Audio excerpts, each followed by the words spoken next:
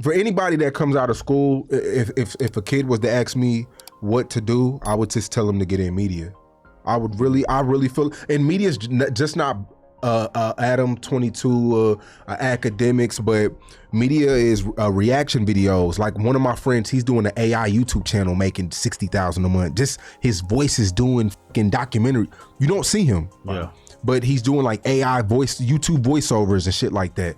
Media to me is the way to go. Now, if you love rapping, if you love music, do it. I would never tell nobody not to. But if you're trying to make some money, I would tell people to get in media. It's just so competitive that now, if you want to make something out of yourself, if you want to be a rapper, cool, but you should be trying to do filming, editing, like social media, clipping shit, whatever. Like you got to just really try a lot now. But even don't you feel like the media space is even oversaturated? Yeah, I do. Look how many blogs in Texas right now. Like Texas has more blogs than anybody. At Texas and Florida. Yeah. But meanwhile, the podcasting space feels like it's kind of sparse now, though, because like there are so many, but there's so few successful ones. Yeah. Like we were having this conversation recently. What are the biggest podcasts that are just people talking about shit that aren't, guest oriented? Because that's always going to kind of inflate maybe Joe Budden. Yeah, Joe Budden. Jim Jones had his show that is currently on hiatus, but I think it's coming back. Then you got somebody like, Fat Joe and Jadakiss. They got a good one.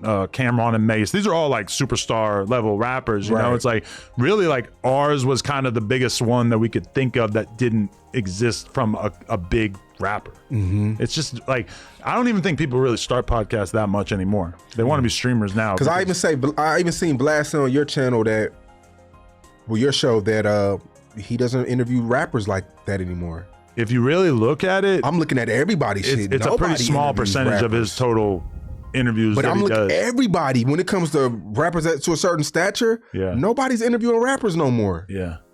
Why is that though, you think? For one, it's two things. Rappers don't bring in the views they used to. Yeah. And then on the flip side of that, once rappers get to a certain level, they want to have this mystique. You know what I mean? Like Doechie's huge, but Doechie's not out doing everybody's podcast. Yeah. She'll do one and then chill out for a year or two. You see what I'm saying? Or she has the opportunity to go do all these big mainstream looks that she probably thinks are a lot cooler than doing a Vlad or a No Jumper or whatever. Pooh Shiesty charged me $50,000. 50? What? That's the same number they're throwing out there. And you couldn't do it? Man, I laughed at it. Yeah, I can't do that, yeah. I laughed at that. Actually, somebody on his team was trying to negotiate with me, and I honestly think it was like 70, but this was like right when he got out. Nah, he still ain't done one, or did he do $1 million worth of... No, he did double XL. He did $1 million worth of game, too. Oh, he did? Yeah, he did. But it really didn't really do anything. Nah, man. And no disrespect to him. I mean, what your worth is what you feel like you're worth. But it's just like, it just doesn't make sense on the... I don't feel... I laugh at that because it's like, I don't feel like people... like 6ix9ine did great for me. Yeah. I don't know what our business was, but... Yeah, it was cool. But it did good. Finesse did good. But that's the most I ever paid for an interview with 6ix9ine. Really? Yeah. Pooh Shiesty $1 million worth of game, hour and 16 minutes, 1.4 million views. So you could assume that might be what, like, 15 grand or something, maybe 10 grand. So 50 grand is like, what is that? You said 15 or 50? 15, yeah. Like, $10,000-$15,000. Yeah. So where's the 50K supposed to come from? Exactly. But to be fair, they have a bunch of ads all over this shit. $1 million worth of game has like infinite ads. I would have paid Pooh Shiesty max 20,000. What's the most you paid for an interview? Ryan Garcia, biggest flop ever. Yeah, that's what he said last time. Yeah, that was the biggest. And how much was it? 20. And it's just, I don't think it flopped because of him. Yeah. But I feel like at the time he was saying so much shit on Twitter that YouTube had like blackballed his name. Like when it was so fucked up when it didn't even come up in the search engine. So I was like, damn, I just got to take this L. That is weird how that happens sometimes. Because when we did the reality show where we were trying to find the guy to bang my wife with me, that shit was invisible in search. Like it was monetized, green icon, it was earning money. But when we would search for it, it was almost impossible to find. I bet if I search for it right now, I can't find it. Yeah. How do you feel about 6ix9ine's resurgence? Because at first, I think I initially hit you up to do the interview and you wasn't really... You did. Back to the Charleston White shit. When Charleston White did the interview with me, he said 6ix9ine didn't want to come on the platform. I don't know if you even watched the Charleston White, the last one. I seen it. He said that 6ix9ine didn't want to come on the platform. That's a lie, right? Because you hit me up about it. Yeah, I hit you up and try to line it up. Yeah. And you turned the first one down. Because that was like the same week he did him, Vlad, Aiden Ross. So I was like, nah, I don't want to do 20. I can't do 20 while all that's going on. I got him at a little cheaper price because I did it right before he went to jail. Yeah. But I only did 6ix9ine interview because Charleston White said in my interview that 6ix9ine didn't want to come on Say Cheese. Yeah. That's the only reason why I did it. And no, it was a good interview. I'll interview him again, but I just wanted to show Charleston, like, bro, you just be saying anything. Nah, that was always on the table, like literally. Yeah, but he came in our interview saying that's why 6ix9ine them don't want to come on Say Cheese because you will start beefing. Yeah. He's just an old geezer. What an old geezer is? Yeah, I do. Yeah. He's an old geezer. Unc was saying. So I had the mafia come. Unc was saying that Aiden Ross told Charleston to not go on Say Cheese anymore. So I hit up Aiden Ross, and Aiden said, "Hell no, I absolutely did not say that." He's like, "Why the fuck would I care about what Charleston's doing with that?" It's just he's just so smart. He's like, I don't know if y'all realize this, but Charleston has a cult now. Yeah, true. He has a cult following. So whatever he says is gold. Yeah. Most of his cult following is like 40. Everything he says is gold. Like I got old people cussing me out now because Charleston said what he said. I got people that I put, nigga, how you mad at me and I put you on Charleston? Yeah. You know what I'm saying? Yeah. So it's just with Charleston, he's so smart, but if you're dumb, he will manipulate you.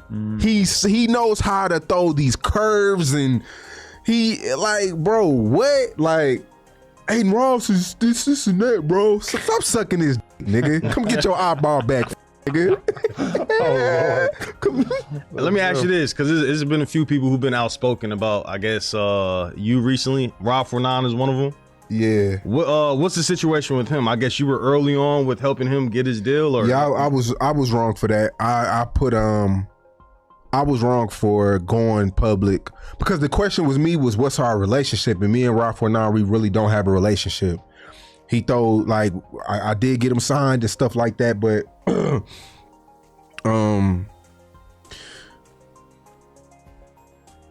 me and the label at that time, we weren't seeing eye to eye. They owed me like a quarter, $500,000. So I kind of fell back until I was paid.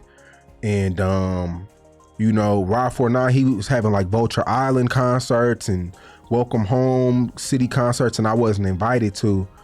And I kind of felt like, damn, like me and his mom would reach out and invite me to stuff, like, but me and Rob 49, we really never had a relationship. And that's all I was saying, to where like in that interview. But I have no beef with Rob 49, man. He's doing this thing. I have no beef with Rod Wave. I just really want to get away from that because I don't want people to ever feel like I'm chasing that. Yeah. For clicks. But the person did ask me in the interview about Rob 49, and we don't really have a relationship. And it kind of made me upset with the Mud Baby shit too. But my advice, when the hosts leave, it can be very, very tempting to air out your side of the story and make them look bad, etc. Yeah. But all of the hosts who left No Jumper, it's like, you know, a bunch of them came back, but the ones who didn't come back is almost always because I just disrespected the fuck out of them after they left. And I think that almost all of them would have came back if I had just played it cool. So from now on, I'm gonna try to like really stick by that, because realistically, if I had just like not gone off the deep end, they all would have came back and it would have ended up making the platform look bigger and better. Yeah. You know, so I appreciate the theatrics with the eyeball for sure. Yeah, no, that's a real story though. That's a real story. I just want to figure out like what was he doing in New York in the alleyway at 3 a.m. Yeah, by himself too. By himself. I'm probably getting some za.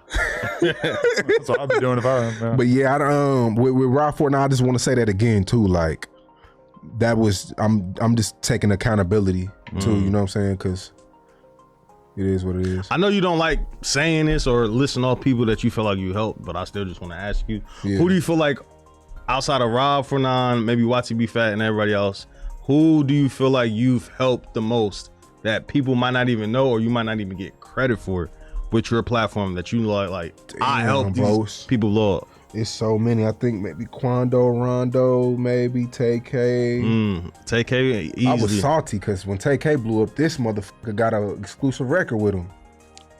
That was the Atlantic Power. Did you make any money off that at all? It was on the YouTube channel, right? You know, like Atlantic gave me a bone or an advance, and then we started putting records together, and that was the first record. And I definitely didn't make any money off it. Presumably, they were just like paying off the advance through that. If you enjoyed that clip, make sure you become a member for only $5 a month. It really helps support us, and it also gives you early access to all of our content. Let's go.